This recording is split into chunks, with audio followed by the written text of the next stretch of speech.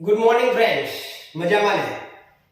હું અમૃત લિંબાચિયા આદર્શ tuition class સંચાલિત આપણી યુટ્યુબ ચેનલમાં દોસ્તો આપ સૌનું હાર્દિક સ્વાગત કરું છું. મિત્રો, આપ ધોરણ 10 ની તૈયારીમાં રિવિઝનમાં લાગી જ ગયા છો. તો દોસ્તો, આજના વિડિયોની અંદર આપને મળશે વિજ્ઞાનના બેસ્ટ 5 પેપરોના ખાલી જગ્યા નંબર 7 થી 12 જે આપણે સેક્શન એની અંદર 24 માર્ક્સનું હેતુલક્ષી પૂછાય છે દોસ્તો, અને જેમાં જ મોટાભાગના વિદ્યાર્થીઓને થોડું માર્કિંગમાં ઓછા આવતા હોય છે. તો એના માટે હેતુલક્ષી વિડિયોઝ જોઈશું આપણે. દરેકે દરેક વિડિયોઝની અંદર આપણે જુદા જુદા સારા પેપરોમાંથી ચૂંટીને કાઢેલા એવી ખાલી જગ્યાઓ, જોડકા, ખરા ખોટાનો અભ્યાસ કરીશું. મિત્રો, આજના વિડિયોની અંદર આપણે જોવા જઈ રહ્યા છું 1 થી 5 પેપર જેની ખાલી જગ્યાઓ જે વિભાગની અંદર 7 નંબર થી 12 નંબરમાં આવશે અને જેમાં ઓપ્શન આપેલા હશે. તો શરૂઆત કરીએ દોસ્તો. અહીંયા આપણને પહેલા નંબરની ખાલી જગ્યા આપેલી છે, એટલે કે 7 નંબરની ખાલી જગ્યા જે આપણને આપેલી છે એની અંદર ઇથેનોલનું ખાલી જગ્યા વડે ઇથેનોઇક એસિડમાં રૂપાંતર થાય છે. ઇથેનોલનું ખાલી જગ્યા વડે ઇથેનોઇક એસિડમાં રૂપાંતર થાય છે. તો દોસ્તો, એનો જવાબ આવશે આલ્કલાઇન KMnO4. બીજો જવાબ પણ આવી શકે, આ એક ઉદ્દીપક છે. એ જ રીતે બીજો જવાબ તમારો શું આવશે? તો K2, કોઈવાર ઓપ્શનમાં ન આપેલું હોય, K2Cr2O7 એટલે કે પોટેશિયમ ડાઇક્રોમેટ. ઇથેનોલનું આલ્કલાઇન KMnO4 અથવા તો K2Cr2O7 પોટેશિયમ ડાઇક્રોમેટ વડે ઇથેનોઇક એસિડમાં રૂપાંતર થાય. 8 નંબરની ખાલી જગ્યા મિત્રો. ખાલી જગ્યા વૈજ્ઞાનિકે વિદ્યુત પ્રવાહની ચુંબકીય અસરની શોધ કરી હતી. યાદ રાખજો દોસ્તો, પૂછાયેલી અને સારી ખાલી જગ્યા છે. ખાલી જગ્યા વૈજ્ઞાનિકે વિદ્યુત પ્રવાહની ચુંબકીય અસરની શોધ કરી હતી. તો એનો જવાબ આવશે મિત્રો ઓર્સ્ટેડ. ઓર્સ્ટેડ નામના વૈજ્ઞાનિકે વિદ્યુત પ્રવાહની ચુંબકીય અસરની શોધ કરી હતી. 9 નંબરની ખાલી જગ્યા સ્વયંપોષી પોષણ. ખાલી જગ્યા સજીવ દ્વારા દર્શાવાય છે. દોસ્તો, સ્વયંપોષી પોષણ એટલે કે જે સજીવ પોતાનો ખોરાક જાતે જ બનાવે, તો એમાં તમામ લીલી વનસ્પતિ અને લીલ આવે. તો આનો જવાબ આવશે દોસ્તો લીલ. સ્વયંપોષી પોષણ એ લીલ નામનું સજીવ દર્શાવે છે. 10 નંબરની ખાલી જગ્યા છે સફળ ભિન્નતાઓ ખાલી જગ્યા દ્વારા જ પ્રાપ્ત થાય છે. દોસ્તો, પ્રજનન બે પ્રકારના છે, એક લિંગી પ્રજનન અને એક અલિંગી પ્રજનન.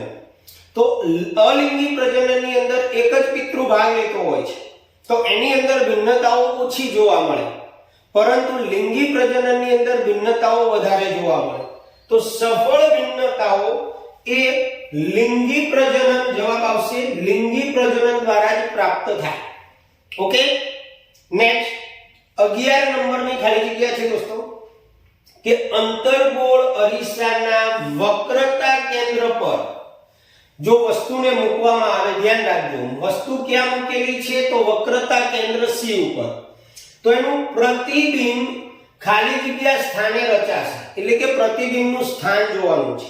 આપ સ્કૂલમાં, ટ્યુશનમાં શીખ્યા જશો કે અંતર્ગોળ અરીસા વડે મળતા પ્રતિબિંબની રેખાકૃતિ, જે 6 આકૃતિ આપણે ભણેલા છે. તો અંતર્ગોળ અરીસામાં જ્યારે વક્રતા કેન્દ્ર ઉપર વસ્તુને મૂકવામાં આવે મિત્રો, ત્યારે એનું પ્રતિબિંબ વક્રતા કેન્દ્ર ઉપર જ મળે, પરંતુ નીચેની તરફ મળે, મુખ્ય અક્ષની નીચેની તરફ મળે. તો યાદ રાખજો, જવાબ આવશે એનો વક્રતા કેન્દ્ર પર. અંતર્ગોળ અરીસામાં કોઈ પણ વસ્તુને, આ ખાસ જોવાનું, અરીસો છે, લેન્સ છે, નહીતર ખાલી જગ્યા ખોટી પડી શકે. સમજીને વાંચવાની, પૂરી ખાલી જગ્યા હેતુલક્ષીમાં હંમેશા પૂરું સમજીને વાંચવાનું. તો વક્રતા કેન્દ્ર ઉપર જો વસ્તુને મૂકવામાં આવે તો એનું પ્રતિબિંબ વક્રતા કેન્દ્રની ઉપર જ પડે, પણ અંતર્ગોળ અરીસામાં. અને 12મી છેલ્લી ખાલી જગ્યા કોપરના વાસણ ઉપર બનતું વાદળી પડ એ ખાલી જગ્યા છે. આપણે ક્ષારણ વિશે શીખ્યા છીએ દોસ્તો. ઓકે, હવે તમે જાણો છો કે તાંબાના વાસણો જે છે, કોપરના વાસણો, એ હવાની અંદર ભેજયુક્ત કાર્બન ડાયોક્સાઇડ સાથે પ્રક્રિયા કરે તો એનો જે ચમકદાર રંગ છે દૂર થઈ જાય અને લીલા અથવા તો વાદળી પણ જોવા મળે. તો એ છે copper carbonate. Copper carbonate CuCO3 copper કાર્બોનેટનું પડ છે. ઓકે, હવે આપણે જોઈશું પેપર નંબર 2. ચાલો દોસ્તો, હવે પેપર નંબર 2 ની અંદર જઈશું આપણે, જેમાં પણ બહુ બેસ્ટ ખાલી જગ્યાઓ છે દોસ્તો. જો આપ અમારી ચેનલ પર નવા હો તો સબસ્ક્રાઇબ કરવાનું ભૂલતા નહીં દોસ્તો, જેથી નવા મનના લેટેસ્ટ વિડિયો, બોર્ડની એક્ઝામ પૂરી થાય ત્યાં સુધી સુપર મટીરીયલ સાથે તમને આઈએમપી ક્વેશ્ચન, આઈએમપી પ્રમેય, દરેકે દરેક વસ્તુ વિડિયો દ્વારા, વિડિયોના માધ્યમ દ્વારા તમને પહોંચાડવામાં આવશે. તો સબસ્ક્રાઇબ કરી લેજો ચેનલને અને આપના મિત્ર વર્તુળની અંદર પણ શેર કરજો, લાઈક કરજો દોસ્તો, જેથી અમને થોડુંક એન્કરેજમેન્ટ, પ્રોત્સાહન મળે અને અમે વધારેમાં વધારે તમારા સમક્ષ કંઈક સારું લઈને આવીએ. તો શરૂઆત કરીએ દોસ્તો પેપર નંબર 2, જેની અંદર આપણને પહેલી 7 નંબરની ખાલી જગ્યા આપેલી છે કે ખાલી જગ્યા સંયોજન સોડિયમ સાથે તીવ્ર પરપોટા આપે છે પણ NaHCO3 સાથે આપતું નથી.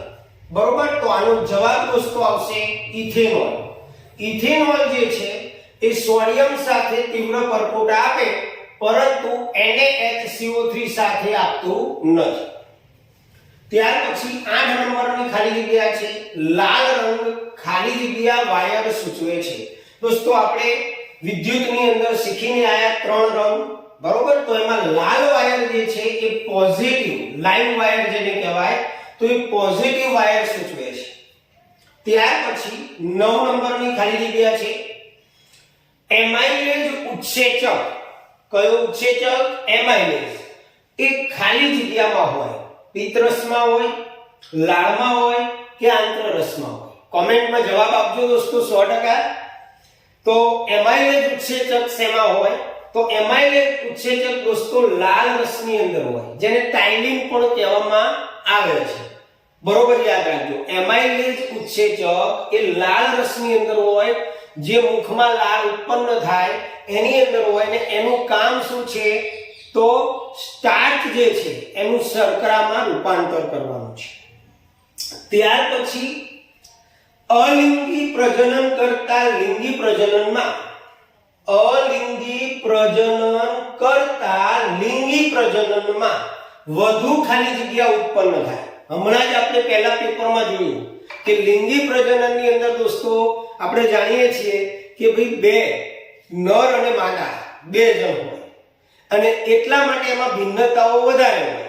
જ્યારે અલિંગી પ્રજનનમાં એક જ પિતૃ હોય એટલે ભિન્નતા ઓછી હોય. તો અલિંગી પ્રજનન કરતા લિંગી પ્રજનનમાં વધુ ખાલી જગ્યા ઉત્પન્ન થાય છે. તો એનો જવાબ આવશે દોસ્તો ભિન્નતા. આગળ 11 નંબરની ખાલી જગ્યા, એક અરીસાની કેન્દ્ર લંબાઈ 20 સેન્ટીમીટર છે. કેન્દ્ર લંબાઈ યાદ રાખજો. કેન્દ્ર લંબાઈનો સંકેત છે દોસ્તો f, એટલે f આપણને 20 સેન્ટીમીટર આપેલું છે. તો તેનું વક્રતા કેન્દ્ર, ધ્યાન રાખજો, તમને થોડો ટ્વિસ્ટ કરીને પૂછેલો છે. તો તેનું વક્રતા કેન્દ્ર ધ્રુવથી મિસ્ટેક છે, ધ્રુવથી ખાલી જગ્યા અંતરે હશે. હવે દોસ્તો ધ્રુવ અને વક્રતા કેન્દ્ર વચ્ચેના અંતરને શું કહેવાય? તો ધ્રુવ અને વક્રતા કેન્દ્ર વચ્ચેનું અંતર એટલે વક્રતા ત્રિજ્યા. ધ્રુવ અને વક્રતા કેન્દ્ર વચ્ચેના અંતરને વક્રતા ત્રિજ્યા કહેવાય, જેને આપણે r વડે દર્શાવીએ છીએ. આ આપણે શોધવાનું છે. તો તમને r અને f નું એક સંબંધ યાદ હોવો જોઈએ કે r બરાબર 2f. અરીસાની વક્રતા ત્રિજ્યા જે છે એ કેન્દ્ર લંબાઈ કરતા બમણી હોય. હવે અહીંયા આપણે માત્ર આટલું કરવાનું છે, 2 ગુણ્યા 20 સેન્ટીમીટર કેન્દ્ર લંબાઈ આપેલી છે એટલે 20 ગુણ્યા 40 સેન્ટીમીટર. તો આનો જવાબ આવશે દોસ્તો 40 સેન્ટીમીટર. બ્રોન્ઝ એ ખાલી જગ્યાની મિશ્ર ધાતુ છે. તો બ્રોન્ઝ એ કોપર અને ટીનની મિશ્ર ધાતુ છે. આ પણ પૂછાય એવો પ્રશ્ન છે દોસ્તો. બ્રોન્ઝ એ ખાલી જગ્યાની મિશ્ર ધાતુ છે. તો બ્રોન્ઝ એ કોપર અને ટીનની મિશ્ર ધાતુ છે. ઓકે, તો પેપર 2 પૂરું કર્યું. હવે આપણે પેપર નંબર 3 ની અંદર જઈશું. ચાલો દોસ્તો, પેપર 3 ની 7 નંબરની ખાલી જગ્યા આપણને આપેલી છે, જેમાં કઠણ પાણીમાં ખાલી જગ્યાના ક્ષાર આવેલા હોય છે. કઠણ પાણીની અંદર દોસ્તો ક્ષાર આવેલા હોય છે કેલ્શિયમ અને મેગ્નેશિયમના. યાદ રાખજો, કેલ્શિયમ અને મેગ્નેશિયમના ક્ષાર હોય કઠણ પાણીની અંદર. 8 નંબરની ખાલી જગ્યા છે દોસ્તો. ખાલી જગ્યા એ ચુંબકીય ક્ષેત્રની તીવ્રતાનો એકમ છે. યાદ રાખજો, ચુંબકીય ક્ષેત્રની તીવ્રતાનો એકમ કયો? તો અહીંયા આપણને 3 ઓપ્શન આપેલા છે: એમ્પિયર, કુલમ, ટેસ્લા. એમ્પિયર જે છે વિદ્યુત પ્રવાહનો એકમ છે. કુલમ જે છે વિદ્યુત ભારનો એકમ છે. તો અહીંયા જવાબ તમારો આવશે મિત્રો ટેસ્લા. ટેસ્લા એ ચુંબકીય ક્ષેત્રની તીવ્રતાનો એકમ છે. ત્યાર પછી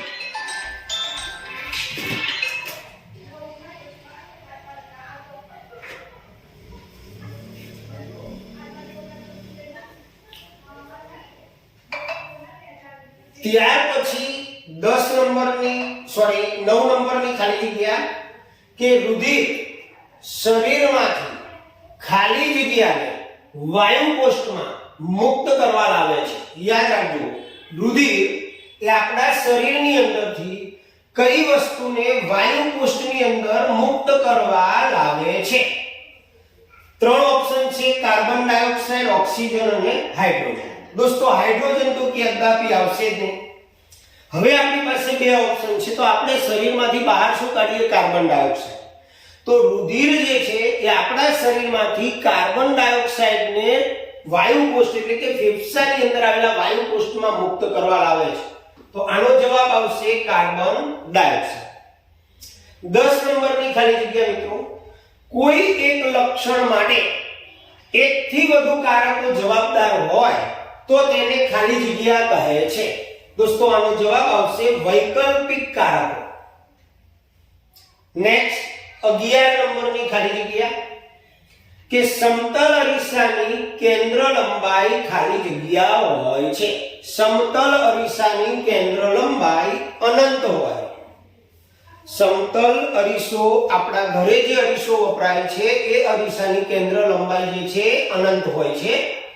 અને લાસ્ટ 12 નંબરની ખાલી જગ્યા મર્ક્યુરી સિવાયની તમામ ધાતુઓ એ ઓરડાના તાપમાને ખાલી જગ્યા સ્વરૂપમાં મળે. આપણે જાણીએ છીએ. કોમેન્ટ કરજો આનો જવાબ શું આવે દોસ્તો. તો આનો જવાબ આવશે દોસ્તો ઘન. કારણ કે તમામ ધાતુઓમાં પારો એક પ્રવાહી રૂપ ધાતુ છે. પ્રવાહી રૂપ ધાતુ છે. એટલે પારા સિવાયની તમામ ધાતુઓ જે છે ઓરડાના તાપમાને ઘન સ્વરૂપમાં આપણને મળે.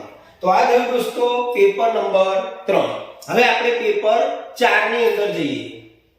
ચાલો દોસ્તો, ચોથા નંબરની પેપરમાં 7 નંબરની ખાલી જગ્યા આપણે જોઈએ. તમને કે મિથેનની સૂર્યપ્રકાશની હાજરીમાં ક્લોરીન સાથેની પ્રક્રિયાથી ખાલી જગ્યા મળે છે.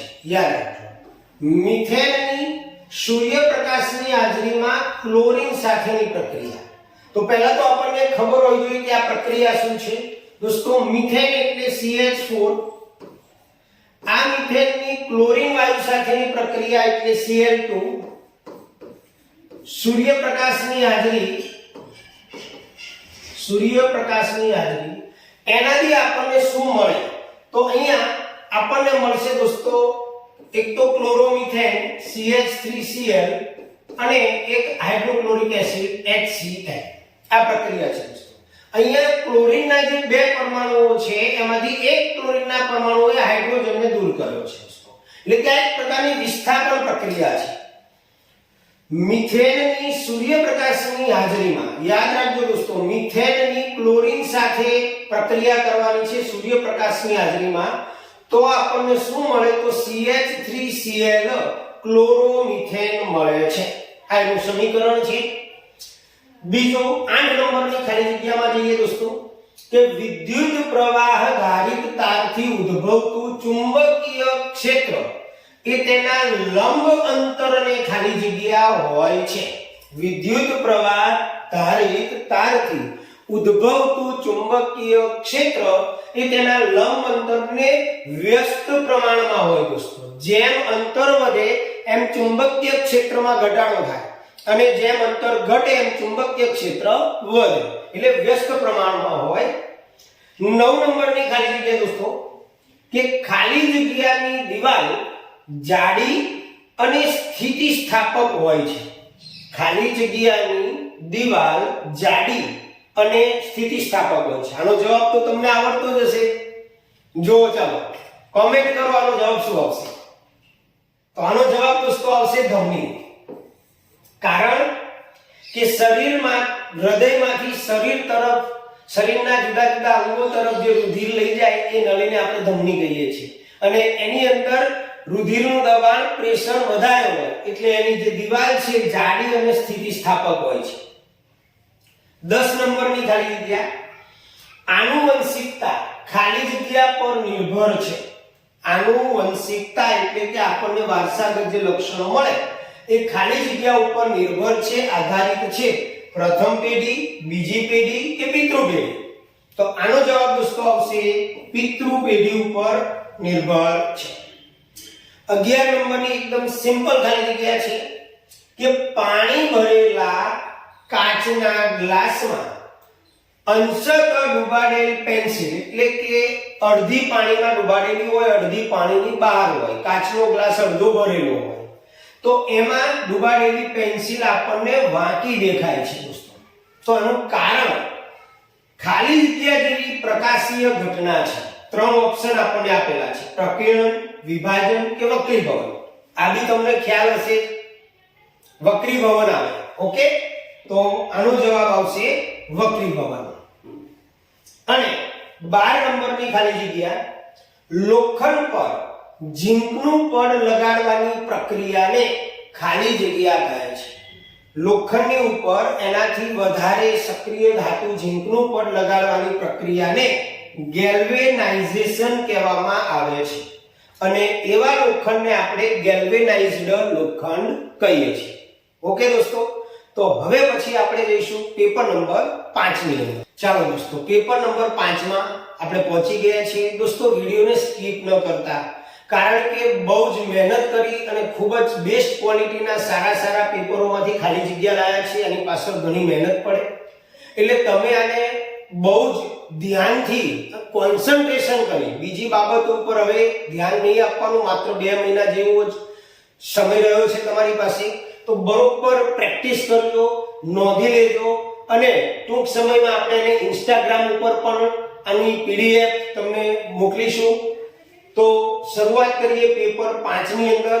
7 નંબરની આપણી ખાલી જગ્યા છે દોસ્તો. થોડું ટાઈપિંગ મિસ્ટેક છે એમાં. આ જે છે એ આવી રીતે છે: CH3 CH2O CH2 CH3. આ સિંગલ બોન્ડ છે, બોન્ડની નિશાની છે. માં વિષમ પરમાણુ ખાલી જગ્યા છે દોસ્તો. વિષમ પરમાણુ ખાલી જગ્યા છે એટલે પહેલા તો વિષમ પરમાણુ કોને કહેવાય?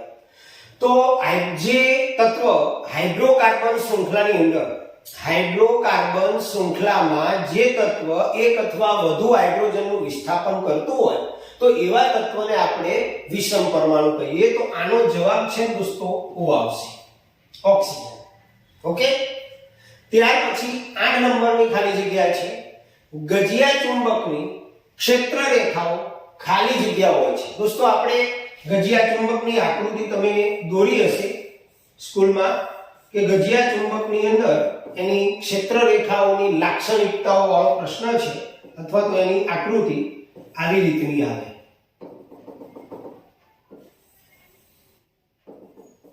N તરફથી નીકળી બહારથી અને S ની તરફ અંદર જાય, તો આને બંધ ગાળા કહેવાય.